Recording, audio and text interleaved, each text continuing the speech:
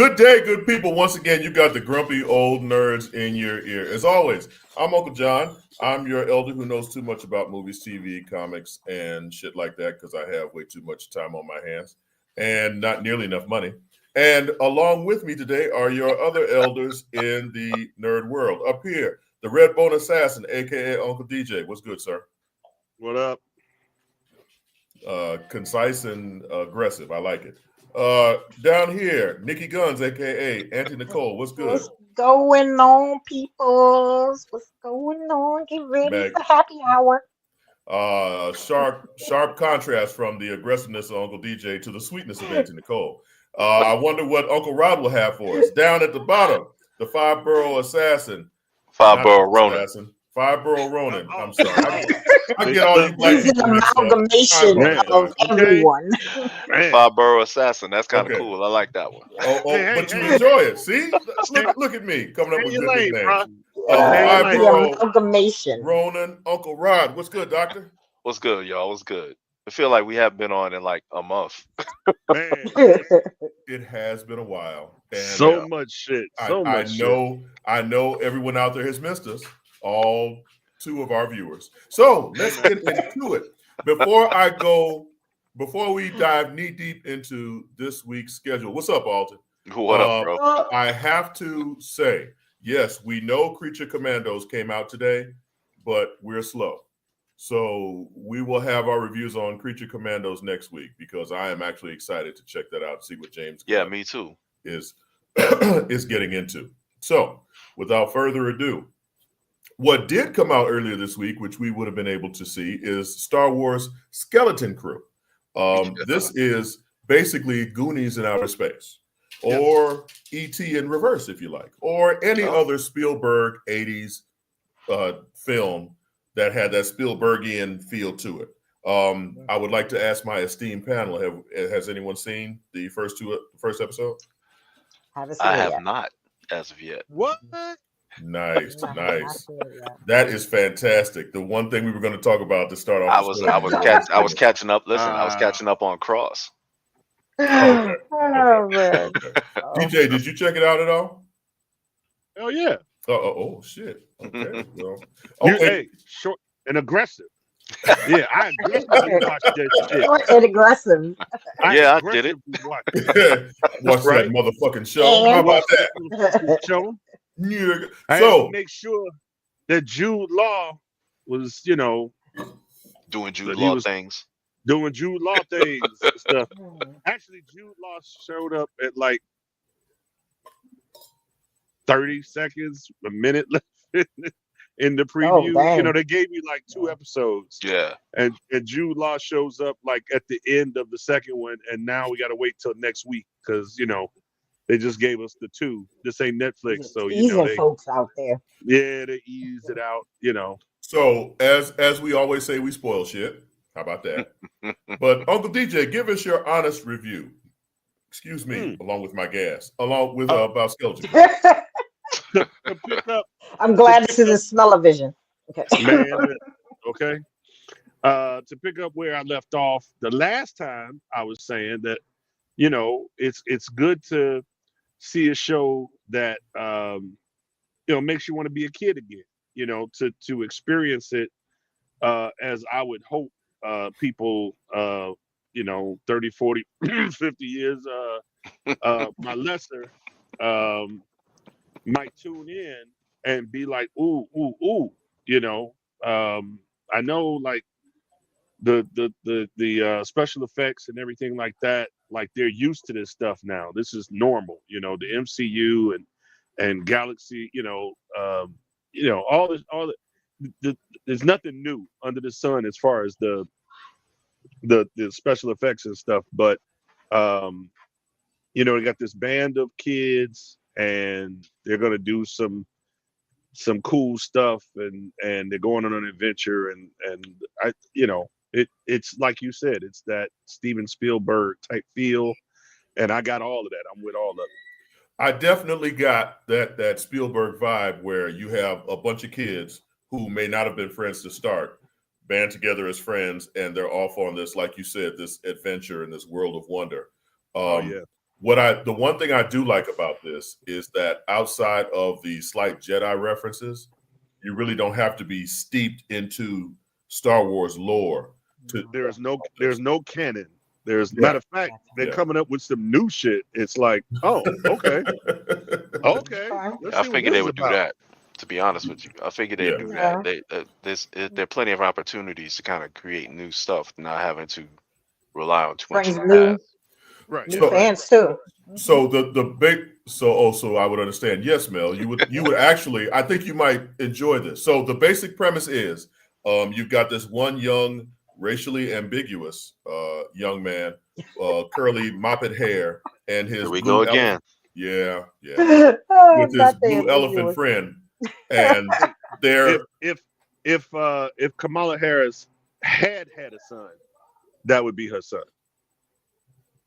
Exactly.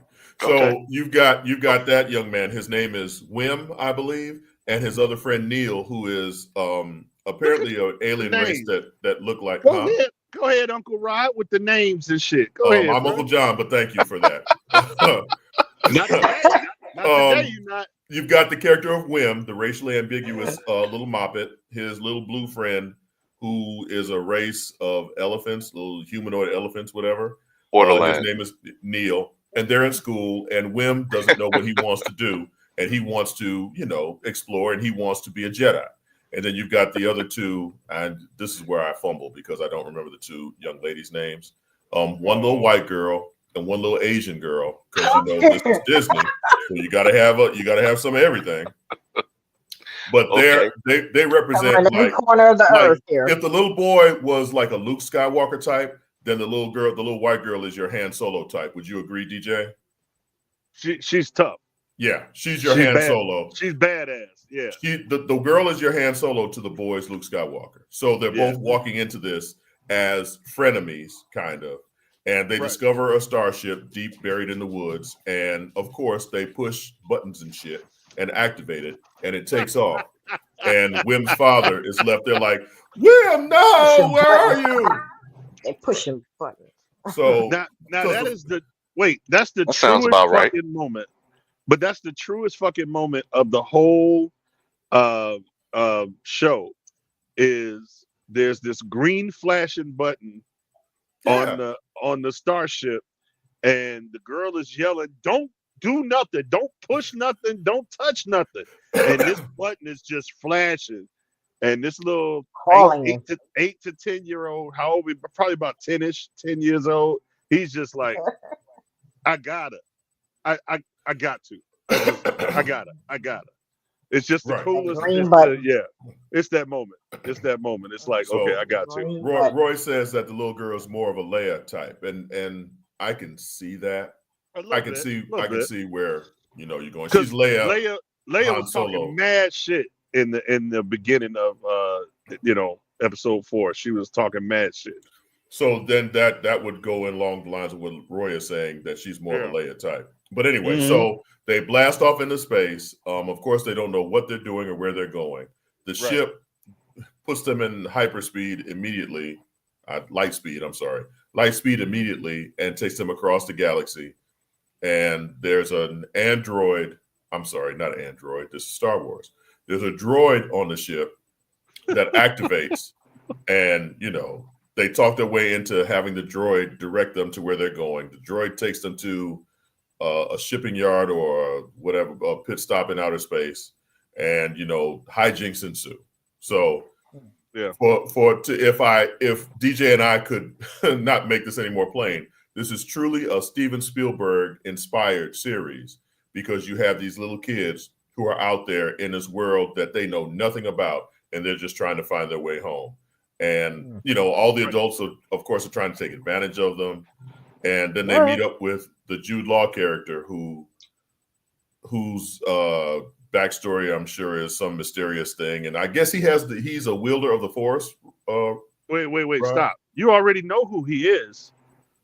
I do. The intro, the very first scene. Well, yeah. You know who he is, right? Yeah, he's that pirate. Right. Yeah. He was the former captain, the pirate captain. Mm-hmm. Yeah. You see Alton's question? So yeah, and Alton, Alton asked point blank. Alton was like, "Fuck all that, y'all talk too much. Would you recommend it?"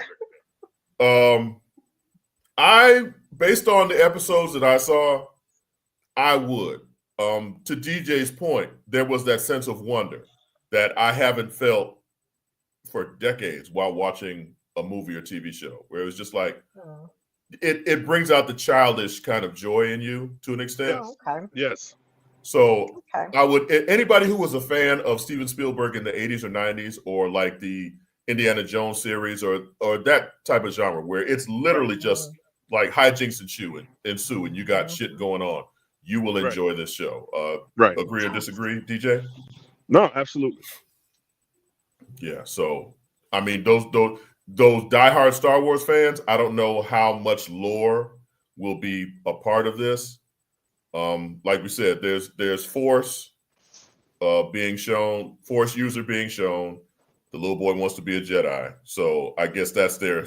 I guess that's them saying we're gonna toss the Star Wars fans a bone. Yeah, the hardcore people give them toss them a bone. I got it. Goonies meets Star Wars meets Pirates of the Caribbean. I would say that. You know what I mean? Yeah, Pirates of the Caribbean. The Pirates, because the Pirates and all of that. So it's exactly. You know what, Alton? Yes, that's appropriate. Yeah, that's appropriate. That is absolutely appropriate. Yeah. Wow, man, that's a good way to bring in new like love for the Star Wars series, because think about it, so much happened when The Force Awakens and that whole thing happened with that trilogy. You know, everybody wants to stay diehard to the old school, but you know, you got a grade of kids and people growing up now. They don't know nothing about the original, so now they have to make it appealing to the new breed. Everything they know is so fucking dark and dastardly and evil and shit. You know, it's like you know, this is more like, you know, a sense of wonder and you know, it's more light than it is like, you know, new blood. I would call this the polar opposite of the Acolyte or Andor. Yeah, I actually have no problem going in this direction for Disney. I just want them to commit and just go ahead and just put a dark-skinned person as a star of the show. And just, you know, just going ahead and just do it, you know. They did. And the whole fucking, you know, not the whole, but all of the racist ass motherfucking, you know, Star Wars community went nuts and shit. Oh, the toxic ones. He's a black stormtrooper. Oh my god! The uniform is white. That should tell you something. He can't. It's crazy as hell, ain't it? Man, it's Roy was saying that this is, now I've heard comparisons of this to Star Trek Prodigy. I'm not familiar with that show. Me either. But I've heard of it, but I haven't seen any episodes. I've heard basically that it's another like Lost in Space type of thing. So okay. I mean that's cool. That's also animated, so I'm not running to go see that. But yes, I would recommend off of the first couple of episodes, Skeleton Crew, and I believe DJ would as well. Correct? Cool. All right. Oh, Coming up next, Rod's books we should be reading. We haven't had this segment in a long time. Talk about, feels like we haven't been on the air in a while. We haven't had Rod's books in a while, and I'm sure he's got a magnificent stash. But I have something when you're done, Rod. Pause. Hit the green button. Man, who hit the green button? Super producer Mel, you beat me to it. Hit the green button. My stash is magnificent. You know what? I didn't even hear it till somebody else said it out loud. Yeah. I'm sorry, Rod. I have no idea if your stash is magnificent or not. I'm Take too my young word for it, bro. Anyway. I'm too young for this. Okay. So let's get back to comic books, shall I'm too young. Woo. Wow. Yeah, but you're awake now, ain't you? There you go. There you go. She's not tired anymore. Yep. All right, so I actually got two this week. I got a whole lot more, but I only want to focus on these two. That's what she said. Hey, 2 is all you're gonna need. I promise you. Maybe even 3 for my viewers. But anyway, all right. Come on, Rob. So the first is Storm. Storm. This is like the 3rd time that they've launched a Storm solo comic, and I think the furthest it's gone has been like 12 issues, and I'm really, really sad about that because each time it starts out really strong, and for whatever reason it doesn't sell, and people just don't buy it, and it just kind of fades out. But Storm is one of the most popular characters in Marvel right now, like across all genres, across all demographics. Like she's like up there with everybody else, the main people you would think when you think of Marvel. So so this is issue 1. Issue 3 is probably out right about now, but I wanted to start with 1 and show that cover. And basically it starts out with shortly after Storm has joined the Avengers, and she and Frenzy, one of her fellow mutants, is dealing with a nuclear reactor that has been built with alien tech, has been basically just going haywire. So they're working on saving people, saving lives, and trying to find out the source of why the reactor goes haywire. And they find out that it's a mutant with new powers, an adolescent boy. And when you're a mutant, your powers come into manifestation as you become an adolescent. So it's kind of like an analog for when you feel you're an adolescent and you feel like your body is changing and you feel freaked out. So it's kind of like the same deal. Your mutant powers manifest, and it comes to find out that it wasn't it wasn't due to the engineer failure, as the public was thinking, because they didn't trust the alien tech. It was actually because of this mutant, and Storm has to make a decision as to whether or not she's going to tell the public the truth. So that's how the first issue goes with that. So I thought it was a really good story starting point, but it kind of threw me off in the beginning because it appeared to be narrated by someone off screen or like off panel. Okay. And it ends up being one of the cosmic entities of Marvel. So that kind of gives you an idea of where it's headed. I have a quick question, Rod. So you say this is like the 3rd iteration of Storm having a solo comic. Yeah. What do you think contributes to the fact that no one is buying it? Honestly, I think part of it is that it's not being publicized as much. Okay. As some other titles. But like I said before, like everybody is looking forward to the X-Men showing up in the MCU. Storm is actually in the new season of What If coming up. So that's going to help. And Alton asks, is Frenzy a good guy now? Yes, Alton. Yeah, I saw that. I was coming back to that. Yeah, a lot of things changed around, man. Just like in Justice League Unlimited, in the next one. Justice League Unlimited is a new Justice League in the wake of the last DC mega event that happens every 3 months or so. And so now it's at first I was kind of skeptical about it, but then I thought, okay, well, Justice League Unlimited, that was kind of like the brainchild of Dwayne McDuffie. So on the strength of that, I picked it up to see if it was going to be faithful to the spirit of his creation. And so far it is. Pretty much everybody on the planet is a member of the Justice League. And go ahead. Fanboy bias. Okay. They don't want Storm to get a shine. I don't know, man. Every other, I put it like this: if you was just to ask just a person on the street about who the X-Men are, name X-Men, I guarantee Storm is going to be in the 3. Yeah. Right. Along there with Wolverine. She's going to be in the top 3 or top 4. Yeah. Hey, Rod, real quick.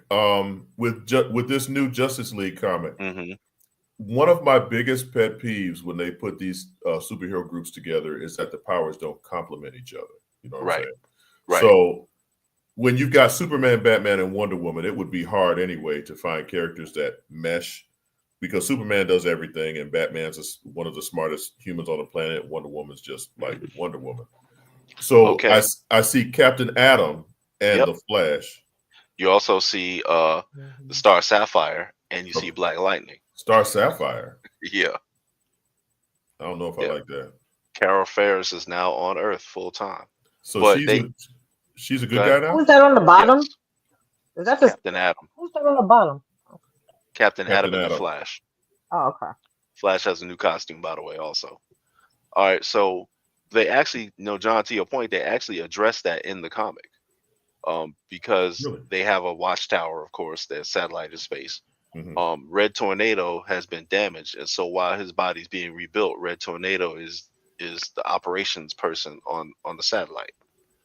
So he's kind of like the role that the Martian Manhunter had in the cartoon. Got it. Okay. Where he was sending people out to different sites, and they actually have him sending people out based on what the threat is and what powers are needed. Oh, that makes sense. So they do address it. Okay. So I thought it was cool that they did that. Okay. But that way, so that way when you have different things happening, you'll see different groups of heroes depending on what it is. Got it. Okay. So Rod, with the Storm, it says a new beginning. So are they like rebooting this? Are they trying to do like a whole separate storyline where it's just her, or what are they doing there? Well, yeah, this is a solo comic with her, so as the main person in the comic. She's not. She does this. There's no back history, like say the whole thing with Black Panther. No, her whole all of that, her backstory, all of that is the same. Oh, okay. Yeah, all that's the same. But I think they may be talking about it may be a dual meaning behind that actually, because they might be talking about the new beginning because all of the X teams have been rebooted as well. Right. So they may be talking about that as well as, hey, we're gonna try this one more time. My issue with the big two, and I will admit I was a huge Justice League fan when I was younger. And X-Men has always been my go-to just in terms of my favorite comics. But it just seems like now, every year and a half, there's a reboot or there's a whole reshuffling. And there's no continuation. Because what I loved was that, a story would go somewhere and you'd have to reference back to an issue that you had 2 years ago. You know what I'm saying? Yeah. And now it's just like every 6 issues there's a new, like Justice League Unlimited #1 this month, but then next year around June they'll have Justice League Unlimited #1, brand new stories. It's like, what the fuck, man? Yeah, they need to. Yeah, I don't know what it is because it's like they'll try to make an attempt to kind of streamline their continuity. Yeah. And then it gets all messed up, and then they try to do something else to streamline it. Yeah. It just start all over. Basically, so it's just not sustainable in my mind right now what they're trying to do, because you'll see Wolverine in 5 different books, and you'll see Spider-Man in 5 different books. And continuity-wise, how is Spider-Man in New York fighting Thanos, but then he's also in Avengers, but then in his solo book, he's at home having dinner with Mary Jane. It just seems stupid to me. But what I wanted to say was I went to the comic book shop. I haven't been to a comic book shop in a long time, and I went and picked up Crossover. Are you familiar with that book, Rod? No, I haven't heard that one. Talk to me. Okay, so Crossover is, and I actually have it right here, and I will show you.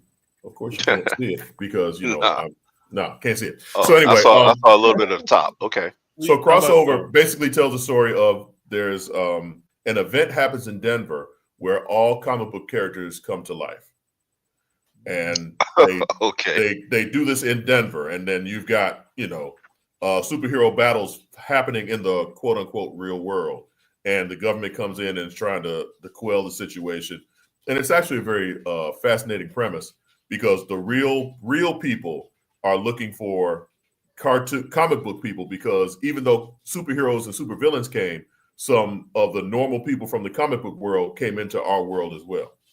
And you got people who are trying to kill the comic book regular people. And meanwhile, it's crazy. But I've just about gotten myself halfway through the first trade paperback. I'm trying to but okay. Who wrote that? Let me see, because I know. Well, it's a joint venture. Okay. A bunch of, because they literally have, y'all so nasty. No. Let me be nasty. I was thinking because it's in Denver that, you know, weed is legal. You know, of course it's the joint venture. You know what I'm saying? And that's probably how they came up with that concept. They're like, Roy, ain't nobody letting the character get old and die. That's not happening. The comic book characters come to life, right? And then this is what I made the show. That's my fault. I'm sorry. Donnie Cates and Brian K. Vaughan. Oh, okay. Yeah. So, and their promises to be like at the end of the first issue, they ask a cartoon character who saved you from, you know, the military coming in and killing everybody, and she draws a picture of Superman. So, and this is a Dark Horse comic, I believe, or Image. No, this is Image. Image. Yeah, but it promises to show different characters from different companies, which I find to be fascinating, because I wonder how they managed to do that. Especially the big two, they don't want you to touch their shit. Yeah, right. Now, well, you know, both of them have worked for the big two before. Yep, absolutely. Yeah. So, okay, I guess it's time for a break. I've done a successful job of taking us past our schedule. Pat myself on the back for that. And when we come back, Captain America is fucked up, or it might be. And all right, DJ will give us a discussion on some. Oh, here we go. DJ will give us a discussion on some of the stuff that he's been playing with on his gaming system. Yes. So, Uncle DJay, if you yeah, I know. Uncle DJay, if you don't mind. After these messages, we'll be right back. HBCU football fans, this year's Cricket Celebration Bowl has a new date. A champion will rise at Mercedes-Benz Stadium on December 14th as the MEAC and SWAC champions meet once again. Join us in Atlanta for championship football, interactive fan experiences, and iconic marching bands. It's an HBCU family reunion that you don't want to miss. See who will be crowned the next HBCU national champion. For event and ticket information, visit thecelebrationbowl.com. Looking for the ultimate cultural experience of 2025? The Zora Outdoor Festival of the Arts is where you need to be. From January 31st to February 2nd, Eatonville, Florida will come alive with incredible live performances from the Levert Experience and the Barcade. Immerse yourself in interactive art. Shop from over 80 vendors. Take a journey through history with a new virtual tour. And enjoy family-friendly STEM activities. Plus, don't miss the unforgettable R&B tribute to the legends, honoring talents such as Whitney Houston, Marvin Gaye, and Luther Vandross. This is more than a festival. It's a celebration of Eatonville's rich cultural heritage. Visit zorafestival.org for tickets.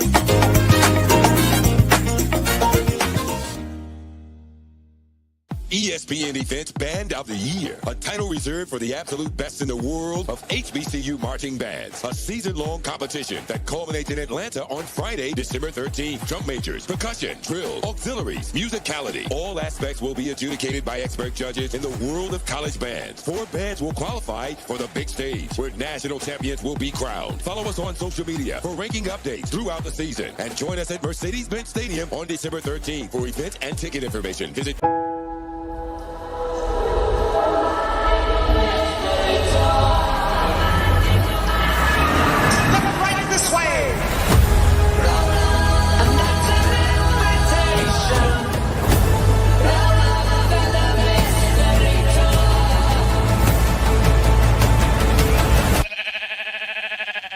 What the hell?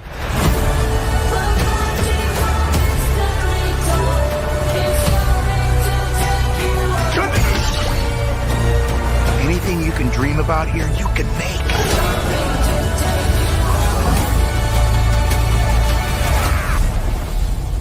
Who are you? I am Steve. Okay, This guy is such a tool bag.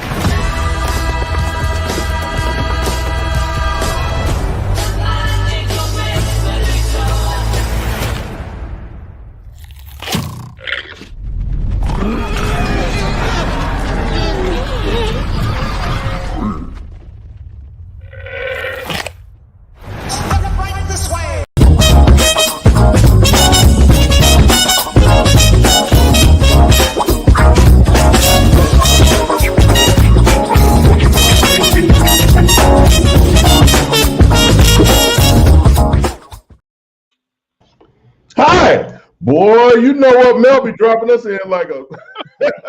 You're like bang. Damn it. Oh God. Okay, Surprise, so we're motherfucker. back. Thank you, Mel. Oh, also, Mel, you're doing voiceover now. That sounded delicious. Good for you, girl. Yes, it did. All Very, right. very Come out there with your silky pipes. Do we get the pause music for that? No. Okay. So No, anyway, not that. I've read online and various sources that the Captain America, the Brave New World, the new Captain America film that's coming out, is going through major reshoots. And What? I think I would be remiss if us, as not only a nerd community, but a black nerd community, address the fact that Marvel better fix this shit. Because in terms of where we are right now as a community, and I'm not even going to go to the political side, as a community, if your first black Captain America film is trash, you have doomed us. You have doomed us. Somebody help me out. How do we feel about that? I want to help you out, but I'm just now hearing that it's going through reshoots. Why are they going through reshoots? Because what's happening is they're going through the test audiences, and the test audiences aren't liking what they're seeing. And this is the second time that, because I have no fucking life, so I'm going through the internet looking at pop culture articles. But this is the second time that they're going through reshoots. And you've got to think, okay, you're introducing Red Hulk. You've got Sam Wilson. You're reintroducing the leader into this. Not just that, but also the Serpent Society. There's so much going on that could make this a good film. And of all the Marvel films, the Captain America films have been the pillar of this franchise. Yeah, normally they've been the best ones. They've all been good. I mean, DJ, you're shaking your head, kind of maybe. You don't agree? No. When you said they're the pillar, and I was thinking about it, and I'm like, okay, at first I was thinking, well, Iron Man started it off, but when you really think about it, as far as like the quality and the functionality, as far as taking the story forward, Captain America is that, Captain America's storyline and the production value and just the overall like quality of the Captain America movies have been phenomenal.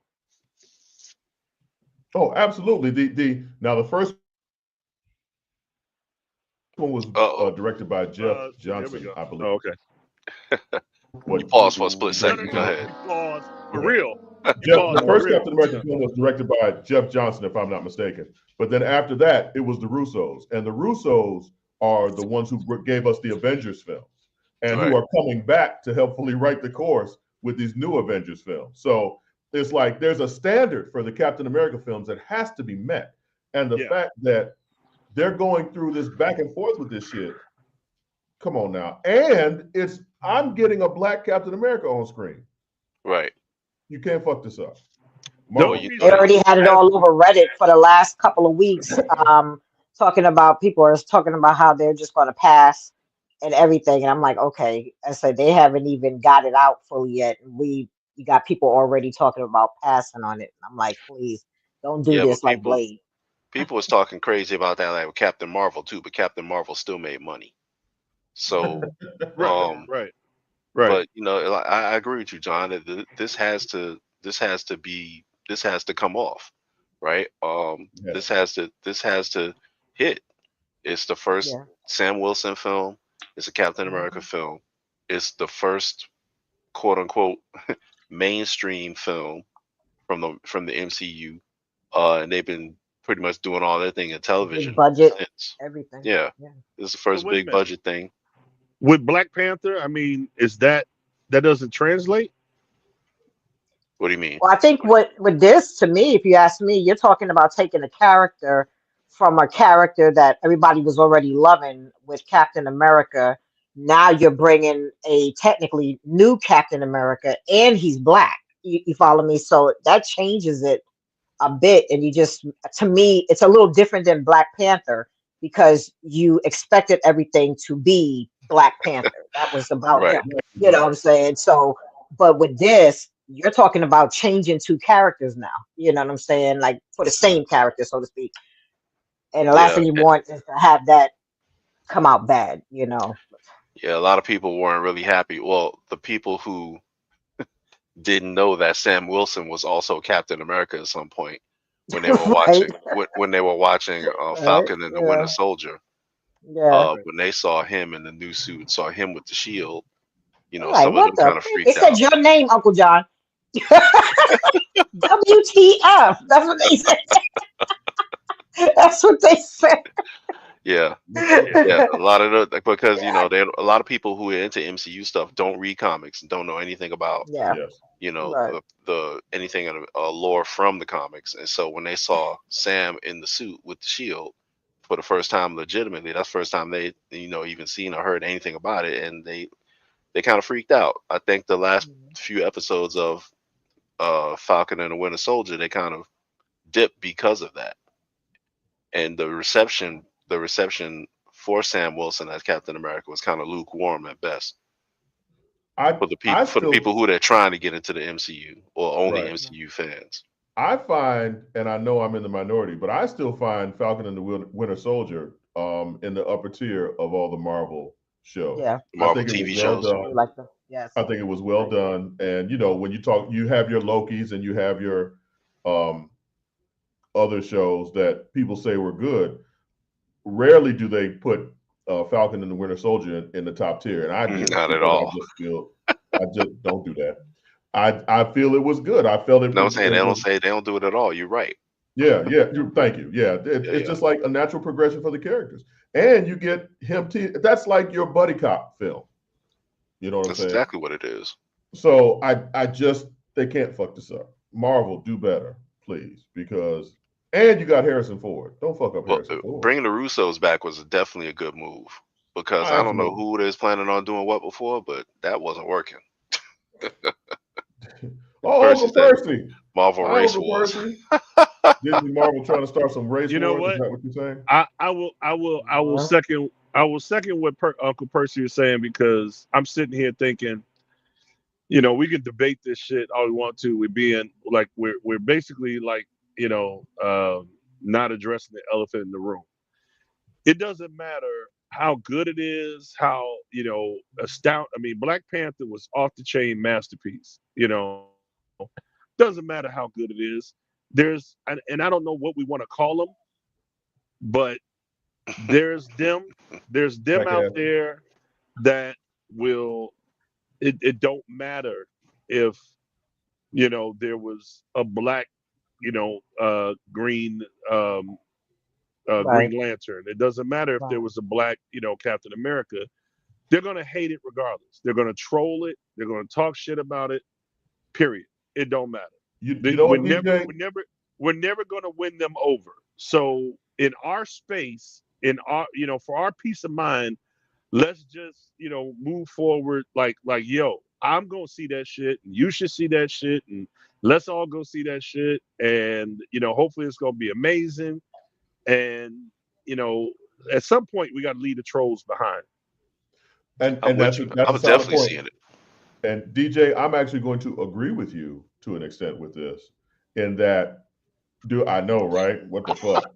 They do call me Dr. What the fuck. Don't burn yourself, dog. It's very possible. It's very possible that they actually made a film that was digestible, but the reaction that they got from test audiences wasn't what they wanted. And it could have been because Sam Wilson is Captain America and Marvel is desperately trying to please everybody. because their track record has been so spotty recently, and that they'll come back and say, oh, okay, well, test audiences didn't like that. Let's do this and let's do that. And in the end, they could come back and actually fuck it up. You know what's crazy though? You know what's crazy? Go ahead. They were the most successful and they were the most profitable when they weren't trying to please everybody. Yep. Right. And they were just doing the film. And then the people who were kind of outside on the periphery of the MCU got involved because it was simply a good film. I'll tell you what. The people who are Marvel fans, the people who are superhero fans, they loved it because it was their superheroes and their stuff that they grew up on was well done. Right. So now they're going about it. They're going hustling backwards to me. Because now they're trying to make people happy instead of just doing good work.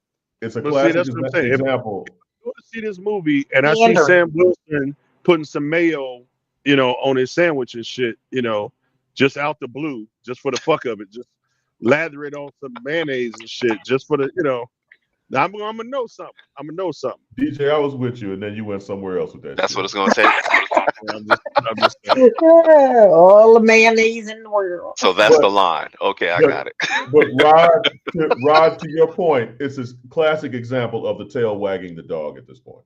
Marvel had themselves in a great spot, but they were so successful and made so much money. Now they're worried about what people are saying as opposed to making. That's what James Gunn is actually doing now. James Gunn said, I'm not worried about people's opinions. I want writers to write good stories. Right. And that will be the finished product that you see on the screen. So you're correct. My hesitation. Speaking of James Gunn, my hesitation with James Gunn is that he's picking some of the most offbeat, out of the way properties from DC to try to bring DC back, rather than some of the more mainstream stuff. But I guess in his mind, like he's taking the same approach that he took with Guardians of the Galaxy, in that hardly anybody knows these people, so I can do all kinds of stuff with it. He can do whatever the fuck he wants. Yeah, and no one should really trip. So I guess that's the only thing I can see his strategy in is that will probably help it work. When you think about it, Iron Man was not an A-list character before Robert Downey Jr. portrayed him on the screen, and he blew up with Jon Favreau directing him. So it is what it is. And Jon Favreau, being in it. I'm just saying that's my guy. That's my guy. I'm just. I believe. See, DJay, you fucked up. We were cool. We were on the same level. And then you went that way. But I've always been. I had Iron Man when I was a kid. Like that was one of my favorites always. So I've never thought of Iron Man as a second tier. Iron Man has always been like, one of the top tier for me. Alton, while you playing, I think they all trying to do something with Ambush Bug. Alton, you tripping. I think that's where we're headed. But no, but DJay, I think they have squeezed Batman, Superman, Wonder Woman. DC has to do more out of the way characters. Well, I think again, DC, and why reinvent the wheel? Because Marvel didn't really have the major properties like Spider-Man or whatever. But Marvel took these second-tier characters because there's no way that Captain America should have worked and Captain America be as beloved as he is. Let's be honest. Captain America is World War II propaganda. And they took Captain America. I saw Captain America, the First Avenger. I was like, holy shit, I actually like this character. And they made him, Chris Evans, the writers and Chris Evans and the directors made Captain America popular. Okay, now John, hold on. The reason they did that, or the way they did it, was because they made a World War II film. Yes. And that's what I'm saying. It was masterful how they did that. They made a World War II film. The first one is the World War II film up until the post credits. Yeah. I'm not even tripping. So I have done my duty and extended past a lot of time on this subject. Let's go ahead and take a break, and when we will have Uncle DJay's gaming corner, and Uncle DJay will have the spotlight and can say any off the wall shit he wants, and we'll just have to enjoy it. How's that sound, DJay? Oh shit.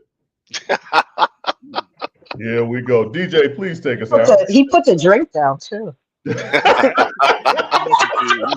We'll be right back. Rubbing his hands like HBCU football fans. A champion will rise at Mercedes-Benz Stadium on December 14th. MEAC champions, SWAC champions. The Cricket Celebration Bowl, crowning an HBCU national champion. For event and ticket information, visit thecelebrationbowl.com. This is Ryan Fulford. AD Drew and I are co-hosts of the BCSN Sports Wrap. We talk about all things related to HBCU athletics. From the games, teams, coaches, and fan interest stories, we cover it all. You can find our shows on Facebook at BCSN Sports Wrap, YouTube at MyJBN Online, and everywhere you listen to podcasts like Anchor, Spotify, Google, and Apple Podcasts. You can also find the show on the Jericho Broadcast Network's app. Make sure to download. We look forward to you joining the conversation and being a part of the show. Looking for the ultimate cultural experience of 2025? The Zora Outdoor Festival of the Arts is where you need to be. From January 31st to February 2nd, Eatonville, Florida will come alive with incredible live performances from the Levert Experience and the Bar Cave. Immerse yourself in interactive art. Shop from over 80 vendors. Take a journey through history with a new virtual tour app. And enjoy family-friendly STEM activities. Plus, don't miss the unforgettable R&B tribute to the legends, honoring talents such as Whitney Houston, Marvin Gaye, and Luther Vandross. This is more than a festival. It's a celebration of Eatonville's rich cultural heritage. Visit zorafestival.org for tickets.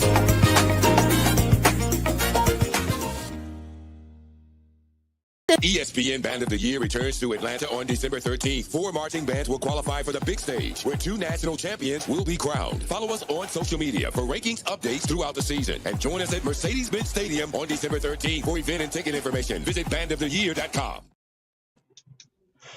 And we're back. Oh, wow. And we are back. You know what? I was fixing my bra. Man, listen. You know what, Nicole? You got one more game anyway.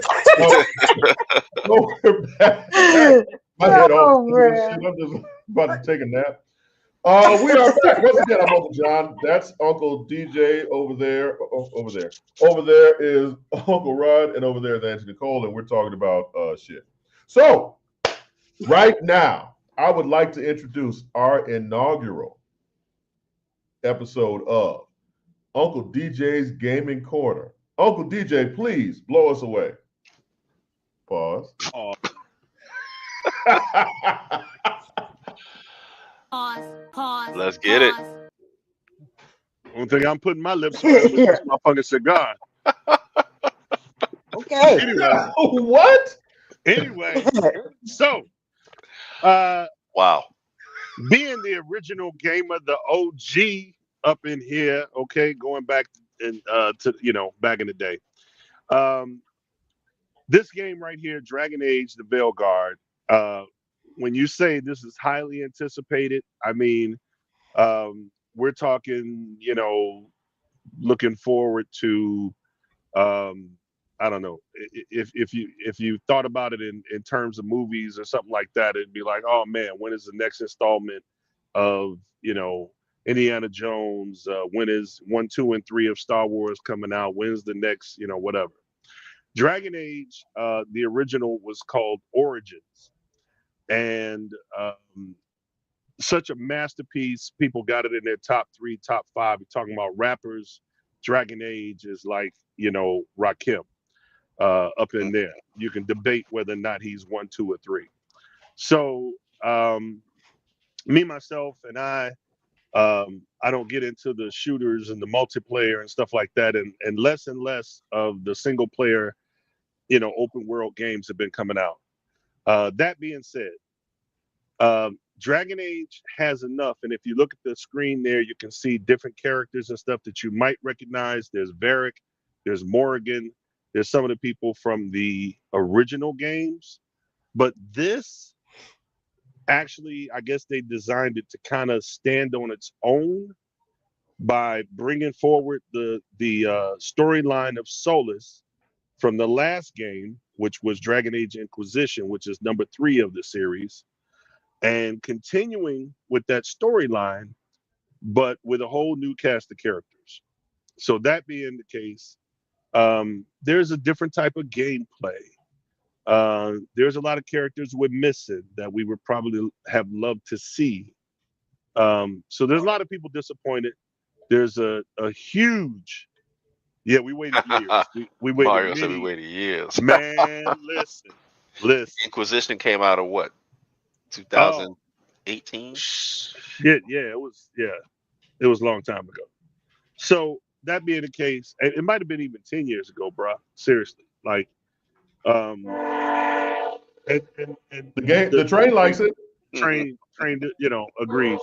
But basically the gist is that I have always been half full, I'm not talking about my drinking. I'm talking about, the glass is half full, and optimistic. And so I'm liking it for what it is.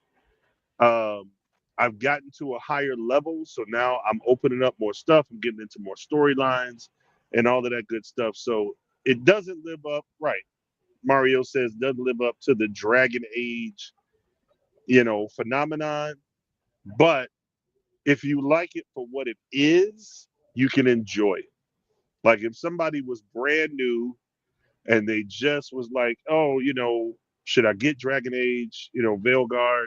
What do you think? I would think if you're not expecting, if you're not that immersed in the whole canon of Dragon Age and the originals and what came before, you will like this game. It's a good game. But for those of us who were looking for a continuation of the story and literally waited years to get the sequel, like we were on a cliffhanger of a sort, of a sense. It's missing some things. So that being said, Super Producer Mel, next week on December 9th, Indiana Jones and the Great Circle. Now, the funny part about this is that, aside from the movies, how, The Last Crusade, you kind of figured that was the last one. And then all of a sudden it's like, oh, let's make another one. And it didn't live up to it. And there was some issues. And, and it's kind of like, Jordan taking that last shot, in 98 and then coming back with the Wizards. And it's like, oh, dude, tired. So this takes it to a different, they kind of go back with this one. And so he's younger again. He's at the top of his game. You know what I'm saying? The graphics on here are phenomenal.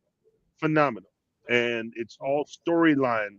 And Harrison Ford is all over this. So you've got his voice, his likeness, the storylines, the music, the soundtrack, all of that. So they actually put a whole lot into it, like they wanted it to be successful. That's good. Like exactly. Have you seen the preview? It's amazing. So if you get a chance to check out the trailer, that will give you an idea and you can get hyped for it. But Tuesday, December 9th, this is the game that I'm going to be switching over to, because that's what gamers do. We'll play this game and then that game and then another game comes out. We switch over and then we go back and we flip back and forth. But this one I'm definitely looking forward to. Nice. And just so everybody knows, I am still collecting Cash App or any GoFundMe so that I can afford this game and play it. Okay, thank you. Yeah. So look, speaking of that, how much would something like this cost? $60. It'd be $60, $60 to $65. I already looked into it. Let's be specific. Used to be $59.99. Nowadays, the base game, and I say base game because they've raised it up to $69.99 for the base game, and then they always tease you with the extras, the downloadable content, and the deluxe, and the this, and oh, by the way, if we come out with any extras down the line, any DLC, any downloaded content, that's gonna be extra. It might cost you $20, $25. So why don't you go ahead and pay that $100, that $99.99 right now, All those and different get your backgrounds and sceneries and all of additional that. Get your season characters. pass and all of that. But being an Xbox guy and not a Sony PlayStation guy, I got my Xbox Game Pass, and so this is available to me on Xbox Game Pass day one, included with my subscription, which I pay monthly or yearly or whatever, that type of deal. I have Game So, Pass too, so I should be able to get it. Man, day one, baby. Day one. How much is Game Pass? And just It's about $20 a month, but Game Pass, you not only get the new releases that are included, you also have a huge library of games that you can dig into, independent games, AAA games. It runs the gambit, so it's definitely worth it. So hold on. I got a question real quick though. Okay. For Veilguard, is it still kind of like an action RPG style? It is. It's action RPG. The I don't know how Mario feels about the combat. Honestly enough, depending on what difficulty you put it on, the combat. I like story myself, so I usually try to go for what the developers were shooting for. So whatever the normal is, whatever the middle is, I try to go in the middle. So. I don't know about Indiana Jones. From what I understand, it's so much more story driven that it's not going to be too difficult as far as combat. But with Dragon Age Veilguard, I find myself sometimes thinking, okay, it's a little too easy as far as combat. I can make it harder if I want to, right? But I don't like beat my head against the wall for no reason. So I'm just enjoying, the storyline as I go along. So just so everybody knows too, if you own a Samsung TV, Samsung is allowing you to play all Xbox games on the TV through their cloud gaming. So you can play it directly from it. Is that free? No, of course not. But you can play it. But what I'm saying is you do not have to go and buy an Xbox. You can play it directly from the TV. Yeah. Now that's a cheat code right there. I have a 75-inch with my name written all over this Indiana Jones game. I cannot wait. And with that, and with Nicole 75 with her name on it, we will come to the end of our show. I didn't think it intended. I was like, we've come to the end of our show. God, they can go home. I want to thank Auntie Nicole, Uncle DJay, Uncle Rod, Super Producer Mel, Uncle Percy. Thank you for dropping in and hanging out with us. Alton, always a pleasure. Amayou, I hope everything's cool with you. Thank you for joining us today and all of Nicole's 75 inches. We'll be back next week. Hey, man. With more fantastic stuff. Hopefully. Yeah, that's it. Goodbye. Night-night.